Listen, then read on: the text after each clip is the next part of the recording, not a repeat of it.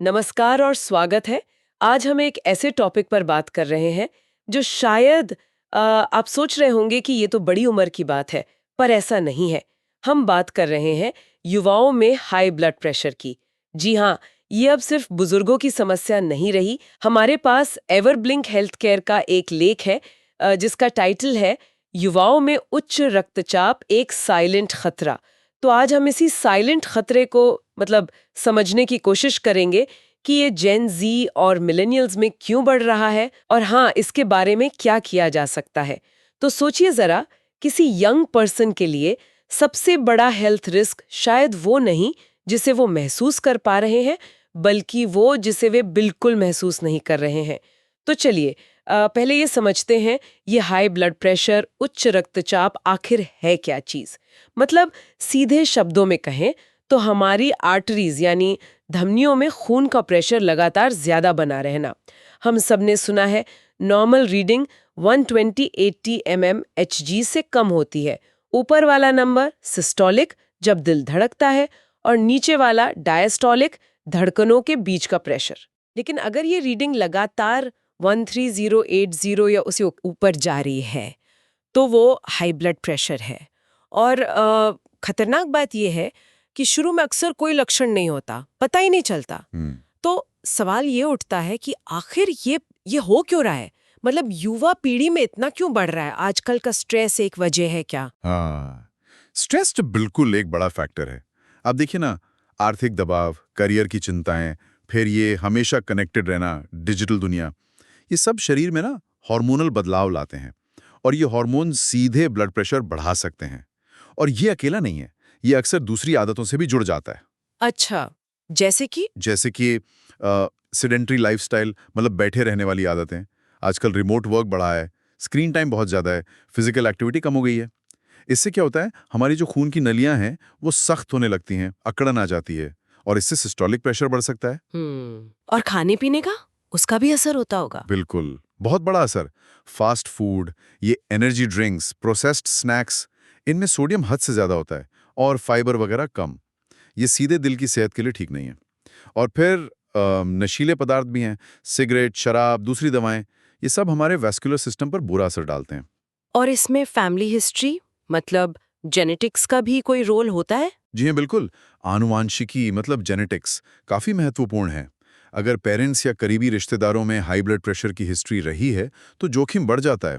और खासकर तब जब शुरुआत में जांच वगैरह ना हो। तो ये कई चीज़ों का मिला जुला असर है, कोई एक वजह नहीं। ये बात तो समझ आती है कि ये चुपचाप बढ़ता है, साइलेंट है। पर जब कोई लक्षण ही नहीं दिखते तो लोग इसे सीरियसली क्यों लें? इसको नजरअंदाज करने के असली खतरे क्या हैं, खासकर इतनी यंग एज में? यही यही तो सबसे बड़ा धोखा है इसमें। लक्षण नहीं है पर अंदर ही अंदर नुकसान हो रहा है। हम सिर्फ हार्ट अटैक या स्ट्रोक के बढ़ते रिस्क की बात नहीं कर रहे, जो कि युवाओं में अब पहले से जल्दी देखने को मिल रहे हैं। वैसे ये किडनी को भी चुपचाप डैमेज कर सकता है, और इसका पता तब चलता है जब फंक्शन काफी कम हो जाता है।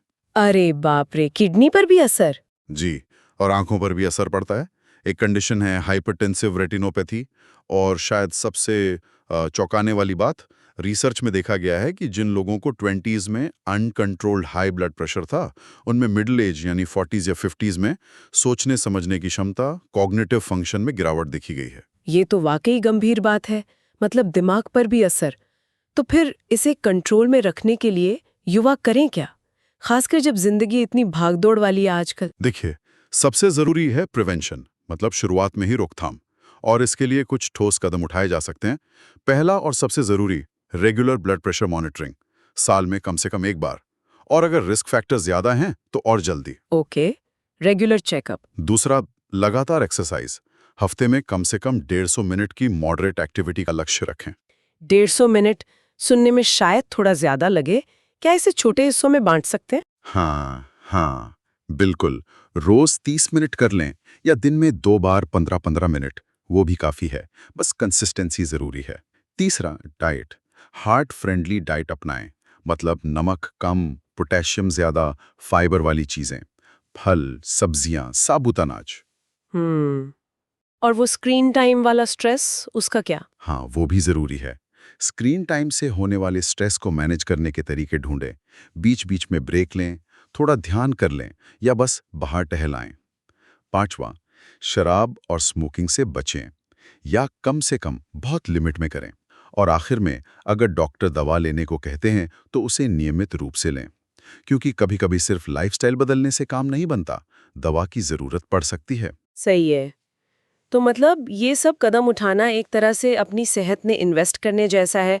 तो कुल मिला के बात यह है कि युवाओं में हाई ब्लड प्रेशर एक अनदेखा लेकिन बढ़ता हुआ खतरा है और ये हमारी मॉडर्न लाइफस्टाइल से काफी जुड़ा हुआ है। पर अच्छी बात यह है कि इसे रोका जा सकता है, मैनेज किया जा सकता है, बस जरूरत है समय पर ध्यान देने की। इसका सीधा मतलब है कि ब्लड प्रेशर को सीरियसली लेना जरूरी है, चाहे आपकी उम्र कुछ भी हो। बिल्कुल सही कहा। क्योंकि ये साइलेंट है ना, इसलिए इसके बारे में जानना, जागरूक होना, यही पहला और सबसे अहम कदम है।